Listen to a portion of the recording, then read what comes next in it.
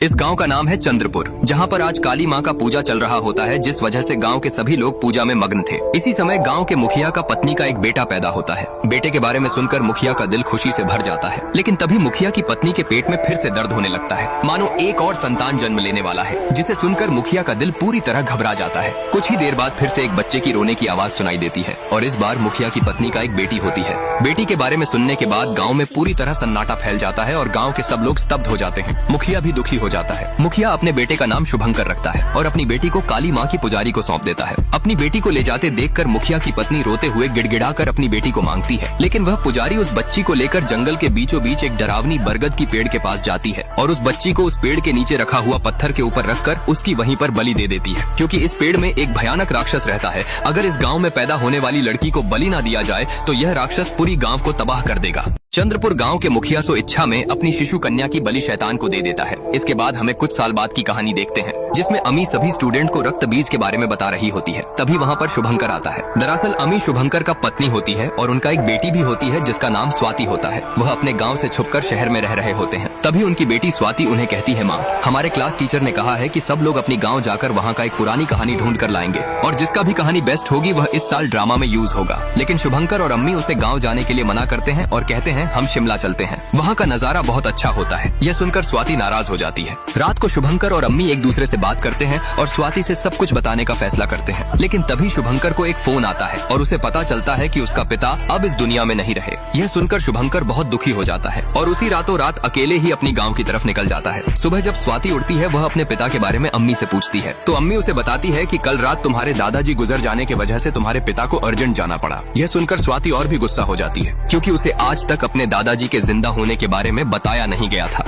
शुभंकर अपने पिता का देहांत की खबर सुनने के बाद रातों रात गांव की तरफ निकल जाता है और वहां पर उनका अंतिम संस्कार करके अपने चाचा के साथ बातचीत करता है और उन्हें कहता है कि जयदेव चाचा, अगर कोई अच्छी दलाल मिले तो बोलना, क्योंकि मैं इस बाड़ी को बेचना चाहता हूं। तो उसके चाचा उसे बोलते हैं, तुम क्यों इसे बेचना चाहते हो? यह सिर्फ तुम्हारी बाड़ी नहीं है, यह तुम्हारी विरासत है। तो शुभंकर उन्हें कहता है, विरासत में तो सिर्फ श्राप मिला है और ऐसी विरासत संभालने का मेरा मन नहीं है, वह भी इस राक्षसों के गाँव में। तो उसके चाचा जयदेव उसे समझाकर कहते हैं, वह तो पुरानी बात है, आजकल उसे कोई नहीं मानता। कितने खुश होंगे अगर तुम्हारी परिवार, तुम्हारी पत्नी और तुम्हारी बेटी इस विरासत के बारे में जानेंगे। अपनी बेटी के बारे में सुनने के बाद शुभंकर बहुत हैरान होता है, क्योंकि उसकी बेटी हुई थी, वह उसके बारे में किसी को भी नहीं बताया था, यहाँ तक कि उसके पिता को भी नहीं बताया था। वह उनकी यह बात पर इतना ज्यादा ध्यान नहीं देता है। उसके बाद वह अपनी पत्नी अम्मी से फोन करके बताता है कि वह बहुत जल्दी ही उनके पास निकल रहा है। यह कहने के बाद वह तुरंत ही अपनी पत्नी और बेटी के पास जाने के लिए अपने पिता की अस्थियां लेकर निकल पड़ता है, लेकिन तभी वह एक पेड़ के जड़ से टकराकर नीचे गिर जाता है। इधर जब अम्मी अपनी बेटी को देखने जाती है तो देखती है कि उसकी बेटी अपने मोबाइल में उस भयानक पेड़ की तस्वीर बनाई होती है। यह देखकर वह बहुत डर जाती है और वह उस तस्वीर को तुरंत शुभंकर के व्हाट्सएप में भेज देती है। जब शुभंकर उस तस्वीर को देखता है तो वह भी घबरा जाता है। जब शुभंकर अपने घर के तरफ लौट रहा था तभी अम्बी उसे एक तस्वीर भेजती है, जिसे देखकर शुभंकर बहुत डर जाता है। दरअसल शुभंकर की बेटी स्वाति ने इस तस्वीर को बनाया होता है और उस तस्वीर में उसी श्रापित पेड़ की चित्र अंका हुआ था, जिसे देखकर शुभंकर तुरंत अम्बी को फोन करता है। लेकिन वहाँ पर नेटवर्क न होने की वजह से शुभंकर की आवाज अम्बी को सुनाई नहीं दे रहा था, जिसे कुछ ही देर में तुरंत कॉल कट जाता है। शुभंकर उस तस्वीर को देखने के बाद पूरी तरह परेशान में होता है, इसीलिए वह एक सिगरेट निकालकर पीने लगता है, लेकिन तभी उसे अपने शू में एक जड़ लगा हुआ दिखता है। जब वह अपनी मुंह में सिगरेट को रखकर पैर की तरफ हाथ बढ़ाता है तो तभी एक अजीब सा जड़ आकर उसके हाथ को जकड़ लेता है। यह देखकर जब शुभंकर अपने दूसरे हाथ से उसे छुड़ाने की कोशिश करता है तो उसके दूसरे हाथ को भी वह जड़ जकड़ लेता है। वह जड़ धीरे धीरे उसके पूरे शरीर को अपने कब्जे में लेने लगता है और उसके सिर को भी पूरी तरह जकड़ लेता है, जिससे उसके मुंह से सिगरेट नीचे गिर जाता है। सिगरेट नीचे गिरने की वजह से गाड़ी में आग लगने लगता है और उसी आग में जलकर शुभंकर की मौत हो जाता है। जब अम्बी शुभंकर की मौत की खबर पाती है तो वह पूरी तरह टूट जाती है, मानो उसकी जीवन की सभी खुशियाँ छीन ली गयी हों।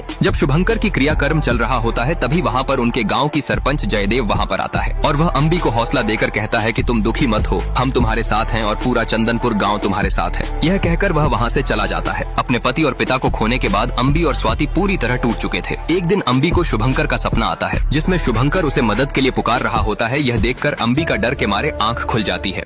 अपने पति के मौत के बाद अम्बी पूरी तरह टूट गई थी और उसे कभी कभी अपने पति का सपना भी आता था, जिसमें उसका पति उसे मदद के लिए पुकारता रहता था, जिस वजह से वह काफी परेशान में रहती थी। एक दिन अम्बी को चंदनपुर गांव के सरपंच जयदेव का फोन आता है और वह उन्हें कहता है कि मैंने एक अच्छा दलाल देखा है। शुभंकर का आखिरी इच्छा था कि वह अपने बाड़ी को बेच दे और वह मुझे एक अच्छा दलाल देखने के लिए कहा था, इसलिए मैं तुम्हें फोन करके बता रही हूँ। अगर तुम चाहो तो गाँव आकर अपनी बाड़ी को बेचकर दोबारा जा सकते हो। यह कहने के बाद वह फोन रख देता है। अम्बी भी अपनी पति का आखिरी इच्छा पूरा करने के लिए चंदनपुर जाने को राजी हो जाता है, पर जब उसकी बेटी चंदनपुर जाने की बात सुनती है तो वह भी उसके साथ जाने की जीत पकड़ लेती है, जिस वजह से अम्बी स्वाति को भी अपने साथ चंदनपुर लेकर निकल जाती है। जब वह दोनों अपनी महल में पहुंचते हैं तो अम्बी को वहां पर शुभंकर दिखाई देता है, जिस कारण उसका ध्यान भटकने की वजह से उसका गाड़ी एक छोटी लड़की से टकराने से बाल बाल बच जाता है। जिसके बाद वह अपनी महल के अंदर जाते हैं तो उन्हें दीवारों में कहीं अजीबोगरीब तस्वीर टंगा हुआ दिखता है। जब वो रात को खाना खा रहे होते हैं तभी स्वाति के पास अचानक एक बूढ़ा आदमी आता है, जिसे देखकर स्वाति बहुत डर जाती है। वह बूढ़ा आदमी कहता है सर्वनाश होने वाला है, जिसमें सभी मर जाएंगे, उससे कोई भी नहीं बच पाएगा।